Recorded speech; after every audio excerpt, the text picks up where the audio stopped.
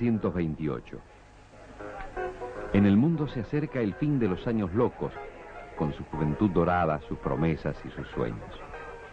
La música de jazz áspera y nostálgica domina la escena. Las multitudes se agitan y se divierten sin saber bien qué les espera.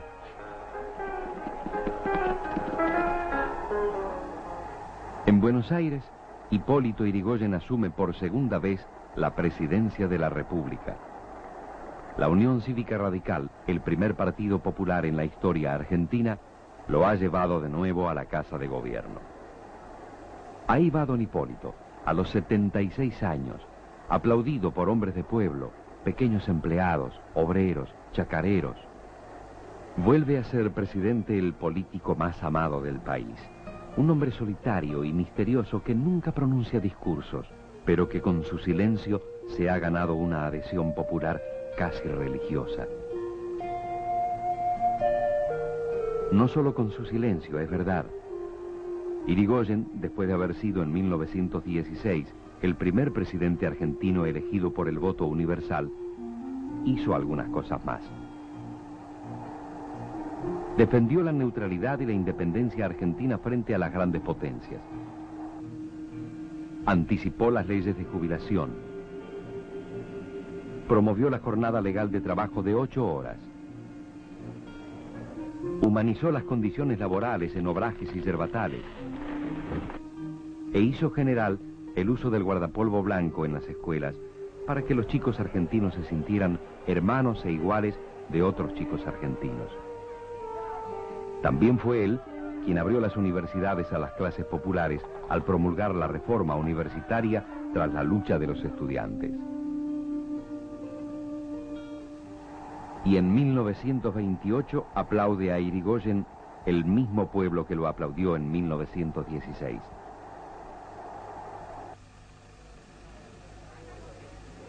Otros hombres, en cambio, sienten fastidio, indignación y hasta repulsión frente al regreso de Yrigoyen.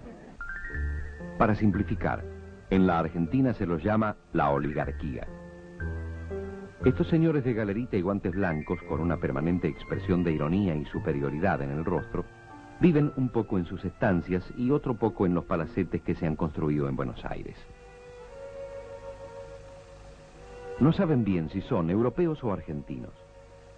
Estas son palabras de Victoria Ocampo, uno de los productos más espléndidos de la oligarquía. En Europa éramos exiliados argentinos y en la Argentina éramos exiliados europeos.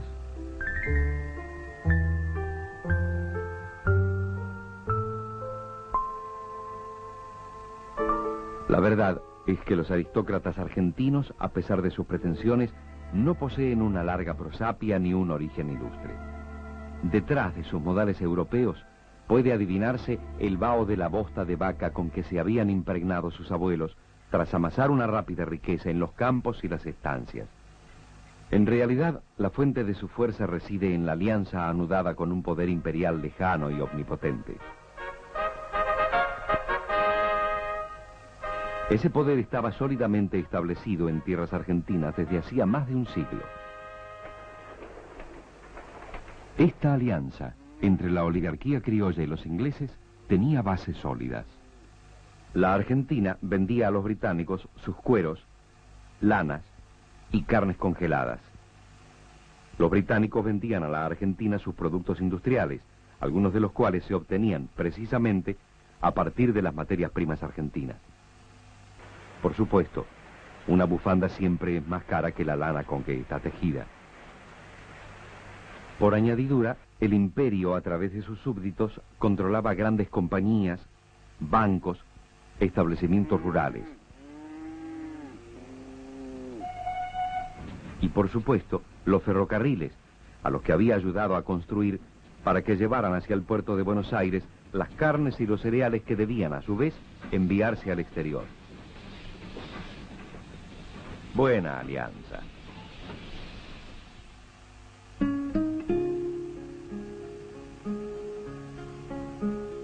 Los que quedaron afuera eran los verdaderos creadores de la riqueza argentina.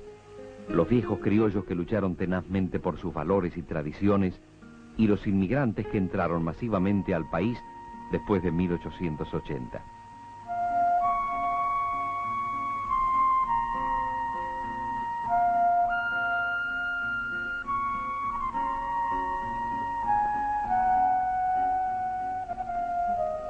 A esos viejos criollos, a esos inmigrantes y también a los hijos ya nativos de esos inmigrantes, defendieron y encarnaron el radicalismo e Hipólito Yrigoyen.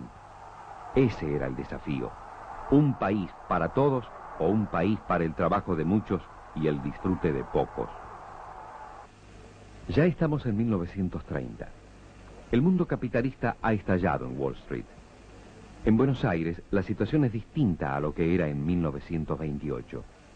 Ha crecido la desocupación. La prensa, encabezada por el diario Crítica, ataca violentamente a Hipólito Yrigoyen. Los ministros radicales son abucheados en actos públicos.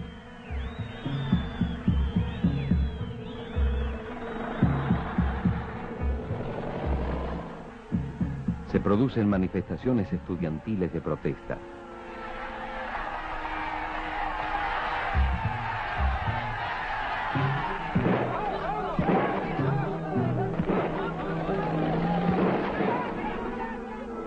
Ciertos ruidos y siluetas asoman en el horizonte.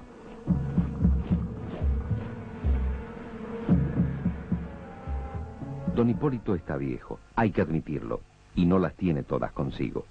Pero quizá lo que está por ocurrir se deba a sus aciertos y no a sus errores. Uno de los aciertos del radicalismo fue, sin duda, la creación de yacimientos petrolíferos fiscales en 1921. Este organismo fue puesto bajo la dirección del general Enrique Mosconi, un militar ejemplar que nunca volteó a un gobierno popular.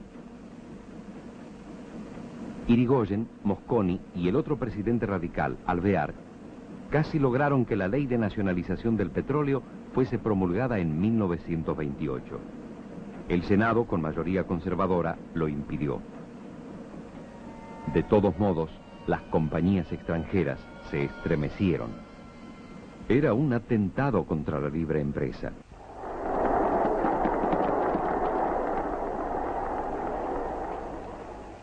Otros dos generales, diferentes a Mosconi, se alejaban del radicalismo y conversaban animadamente con los hombres de la oligarquía y con los abogados de las compañías inglesas.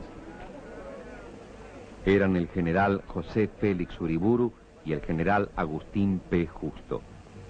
Ellos dos, y quienes estaban detrás de ellos, inaugurarían en la Argentina un oscuro período de más de 50 años, en que se perdió la República, y en el que el pueblo solo de cuando en cuando pudo gozar de sus derechos. El granero del mundo se achicó y desapareció, y en su lugar quedó un país disgregado, herido y temeroso. Al amanecer del 6 de septiembre de 1930, cerca de 1 millar de efectivos militares, formados principalmente por cadetes del Colegio Militar y de la Escuela de Comunicaciones, se pusieron en marcha desde el Palomar a las órdenes del general José Félix Uriburu. El destino era la Casa de Gobierno, en la Plaza de Mayo. El objetivo, el derrocamiento de Yrigoyen.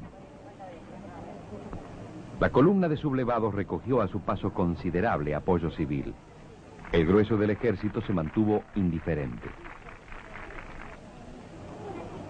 El único incidente serio se produjo al pasar la columna frente al edificio del Congreso, desde donde fue tiroteada por simpatizantes radicales.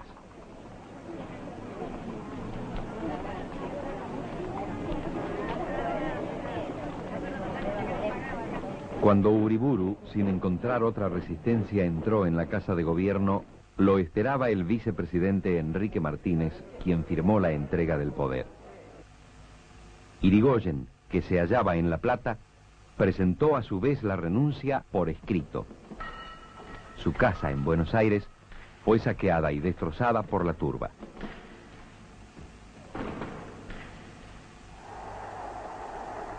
Uriburu asumió la presidencia 2 días después. Junto a él, en el balcón, podía verse a los que serían sus ministros, conocidos rostros y apellidos de la oligarquía. Una dama, según cuenta Manuel Gálvez, dijo que el general era más grande que San Martín, porque había echado a los radicales, unos canallas y chusmas, mientras que San Martín había echado a los españoles que, al fin y al cabo, eran personas decentes. Uriburu estableció una dura represión. Hubo fusilamientos y detenciones masivas. En la sección especial de la policía se introdujo el uso de la picana eléctrica, instrumento que tendría después un éxito ininterrumpido.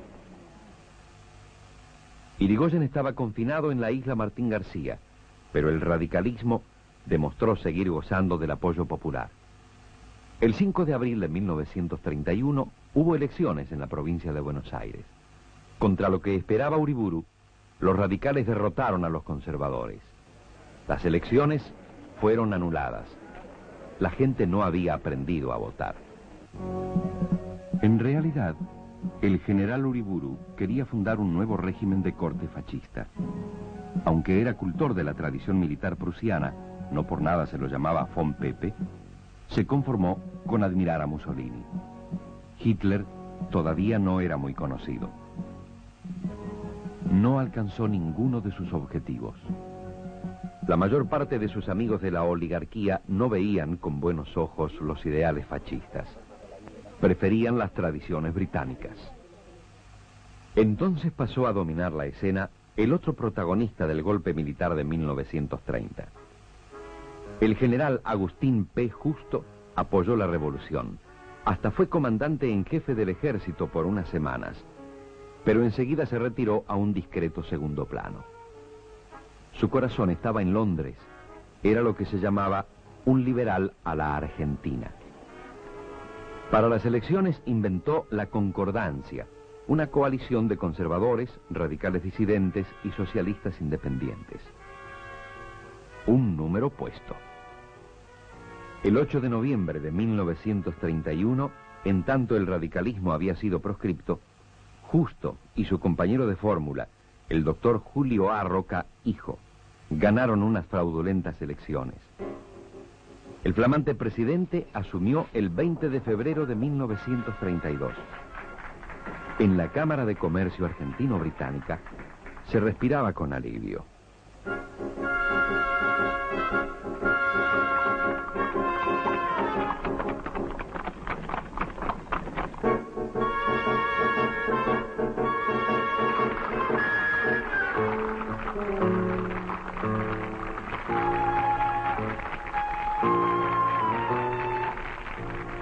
Uriburu se retiraba.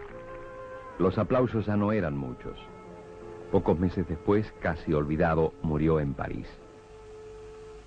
En sus funerales sin pueblo desfilaron las huestes de la Legión Cívica. Eran los paramilitares fascistas de la época, un poco más distinguidos y marciales que los que vendrían después.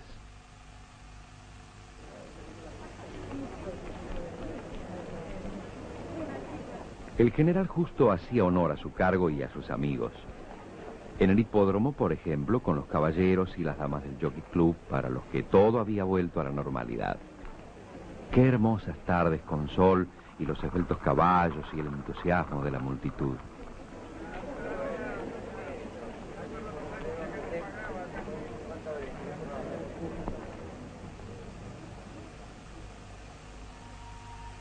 Otros millones de argentinos menos afortunados cargaban en sus espaldas los efectos de la crisis económica. Cundían la desocupación, el hambre, las ollas populares.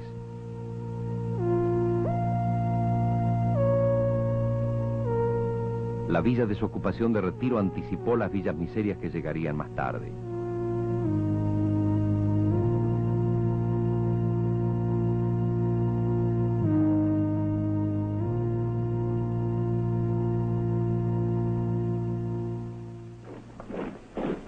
América y el mundo se conmovían. El frágil orden creado por la Sociedad de las Naciones comenzaba a desmoronarse. Adolfo Hitler, el jefe del nacionalsocialismo, se convertía en canciller de Alemania. Primero se dedicaría a incinerar libros. Después, en nombre de una locura racista, quemaría a los judíos en los hornos de los campos de concentración. ¿Cómo se las arreglaría la Argentina en este mundo?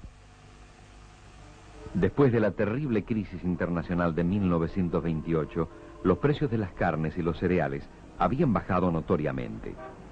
Para peor, el socio mayor, es decir, el Imperio Británico, reunió en 1932 en Ottawa a sus colonias y asociados directos para proponerles un nuevo trato y dar preferencia a sus productos. Justo y sus amigos, muy preocupados, decidieron que solo quedaba el camino de un acuerdo. En enero de 1933 partió para Londres una misión encabezada por el vicepresidente de la República, Julio A. Roca Hijo, que negoció en el Reino Unido un tratado de comercio con el ministro inglés del ramo, Walter Runciman. El tratado Roca-Runciman comprometió a los ingleses a seguir comprando carnes argentinas. Pero, a cambio de eso, la Argentina hizo las concesiones más variadas. Descongelar las utilidades de las empresas británicas en la Argentina, mantener libre de impuestos al carbón inglés y, por supuesto, otorgar el virtual monopolio del negocio exportador de la carne a los frigoríficos extranjeros, prohibiendo, de hecho, la instalación de frigoríficos nacionales. Por obra de una especie de convenio secreto, el imperio impuso también la creación de un banco central mixto, con la participación de bancos privados y una corporación de transportes, dominada por las compañías inglesas, en desmedro de los pequeños propietarios de taxis y colectivos. Qué buen negocio había hecho la Argentina. Julio A. Roca Hijo pudo decir: la Argentina, por su interdependencia recíproca, es, desde el punto de vista económico, una parte integrante del Imperio Británico.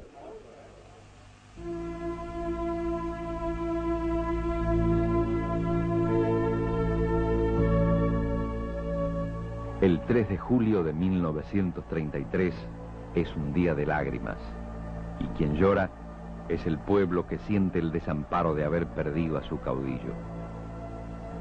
Ha muerto Hipólito Yrigoyen.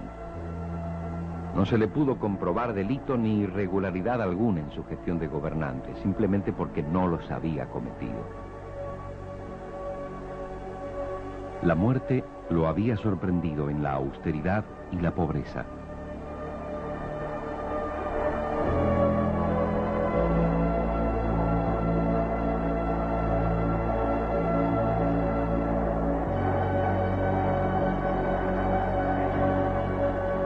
Difíciles tiempos para el radicalismo. Primero adopta una firme política opositora, decreta la abstención revolucionaria y rechaza de plano el régimen del fraude electoral. Sin embargo, en 1935, el partido, bajo la inspiración de Alvear, el sucesor de Yrigoyen, levanta la abstención y así, en cierto modo, se integra en el régimen. En julio de 1935 estalló un escándalo en el Senado.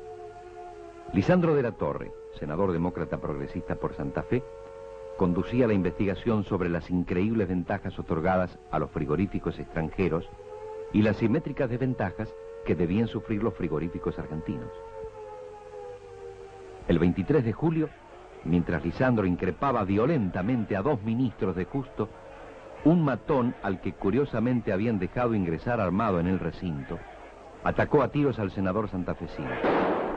De la Torre sufrió heridas leves, pero su compañero de bancada, Enzo Bordavere, que se había interpuesto entre él y el asesino, resultó muerto. El gobierno derramó lágrimas de cocodrilo, investigó al asesino sin mayor éxito, por supuesto, pero el debate por las carnes quedó cerrado. A pesar de los negociados, de la corrupción y de la oposición, el gobierno del general Justo terminó su mandato.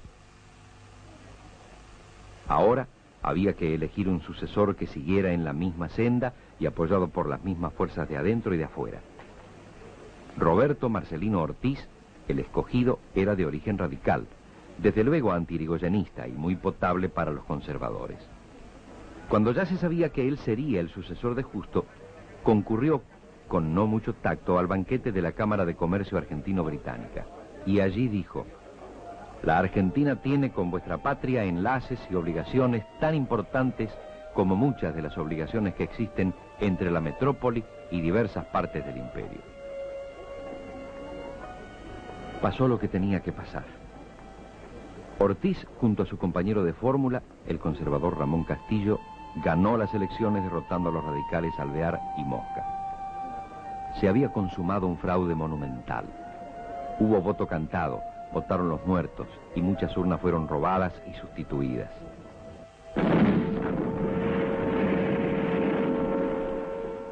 Mientras Ortiz empezaba a gobernar en Buenos Aires, el 1 de septiembre de 1939, las tropas alemanas entraban en Polonia y daba comienzo la Segunda Guerra Mundial. 6 años de conflicto devastarían a países enteros y se llevarían la vida de millones de seres humanos.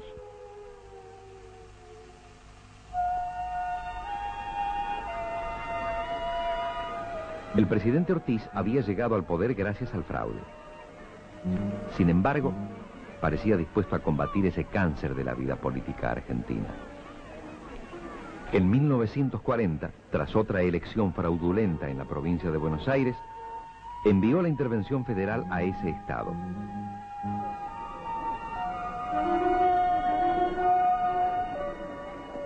Por desgracia, ya estaba muy enfermo.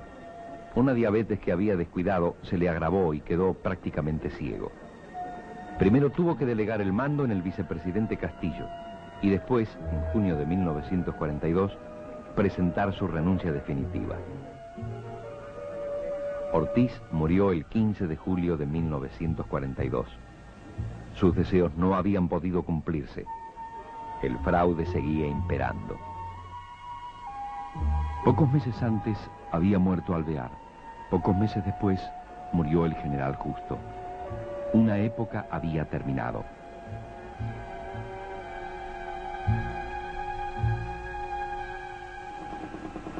Había que pensar en la Argentina para después de la Gran Guerra. ¿Con quién aliarse?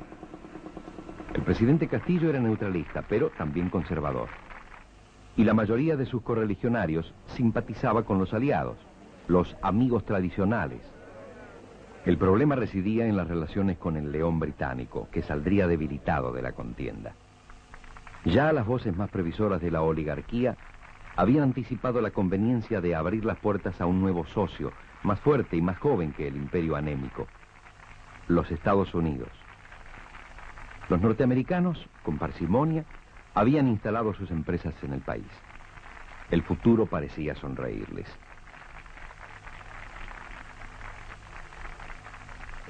Y mientras los conservadores ofrecían la candidatura presidencial a don Robustiano Patrón Costas, dulce propietario de ingenios salteños y amigo de ingleses y norteamericanos, otra vez asomaban en el horizonte los ruidos consabidos, las siluetas típicas.